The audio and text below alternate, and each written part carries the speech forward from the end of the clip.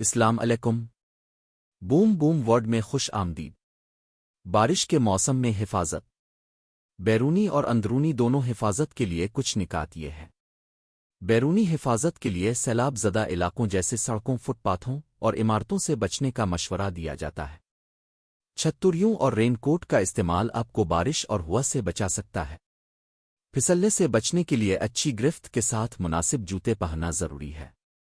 کھلے مقامات اور اونچے مقامات سے گریز کرتے ہوئے آسمانی بجلی سے محتاط رہنا بھی ضروری ہے۔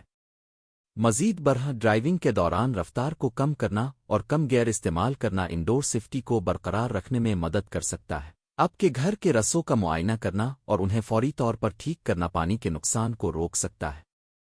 بجلی کی بندش کی صورت میں موم بتیوں کے بجائے فلیش لائٹ استعمال کرنے کی سفارش کی جاتی ہے۔ الیکٹرونکس کو انپلگ کرنا انہیں بجلی کے اضافے سے بچا سکتا ہے۔ ہیٹر یا کمبل کے ساتھ گرم رکھنا ضروری ہے، لیکن زیادہ گرم ہونے سے گریز کیا جانا چاہیے۔ موسم کی تازہ کاریوں کی نگرانی کرتے ہوئے باخبر رہنا اور ہنگامی انتباہات کے لیے سائن اپ کرنا بھی بہت ضروری ہے۔ کچھ اضافی نکات میں بجلی کی گرائی ہوئی لائنوں سے دور رہنا شامل ہے، کیونکہ یہ زندہ اور خطرناک ہو سکتی ہے۔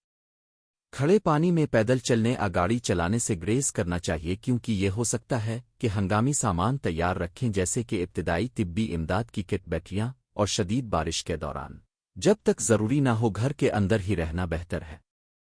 متبادل روشنی اور حرارتی منصوبوں کے ساتھ بجلی کی بندش کے لیے تیار رہنے کی بھی سفارش کی جاتی ہے۔ جب بارش کے موسم میں بچوں کی حفاظت کی بات آتی ہے تو جب وہ بارش میں باہر کھیل رہے ہوں تو قریبی نگرانی ضروری ہے۔ انہیں واٹر پروف لباس، ٹوپیاں اور دستانے کے ساتھ گرم کپڑے پہنانے سے وہ خشک اور گرم رہیں گے۔ انہیں سیلاب زدہ علاقوں جیسے کھڈوں، کھیل کے میدانوں اور پارکوں سے بچنے کے لیے سکھایا جانا چاہیے۔ سڑکوں کے قریب ہاتھ پکڑنے سے حادثات سے بچا جا سکے گا۔ بچوں کے لیے اندرونی حفاظت میں انہیں پانی کے قریب سیلاب زدہ علاقوں میں بجلی کے آلات سے دور رکھنا شامل ہے۔ پھسلنے کے حادثات کو روکنے کے لیے غسل خانوں اور کچن میں نان سلپ میٹ یا اسٹیکرز لگائے جائیں۔ انہیں گرم کپڑے پہنانے اور کمبل فراہم کرنے سے وہ آرام دہ رہیں گے۔ ان کو انڈور گیمز اور دستکاری میں شامل کرنا ان کی تفریح کو برقرار رکھے گا۔ ہائپوتھرمیا کی علامات جیسے کانپنا، الجھن یا غنودگی کی نگرانی کی جانی چاہیے۔ بچوں کو بجلی کی حفاظت کے بارے میں سکھانا اور بارش کے دن کی ایمرجنسی کٹ بنانا جس میں گیمز، اسنیکس اور سرگرمیاں اہم ہیں۔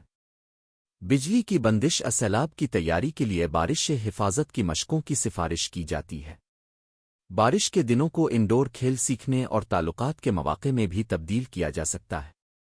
یاد رکھیں کہ بارش کے موسم میں ہمیشہ حفاظت اور تندرستی کو ترجیح دیں، خاص طور پر جب بات بچوں کی ہو۔ امید ہے کہ آپ بھی یہ ویڈیو دیکھیں گے۔ بوم بوم ورڈ دیکھنے کا شکریہ۔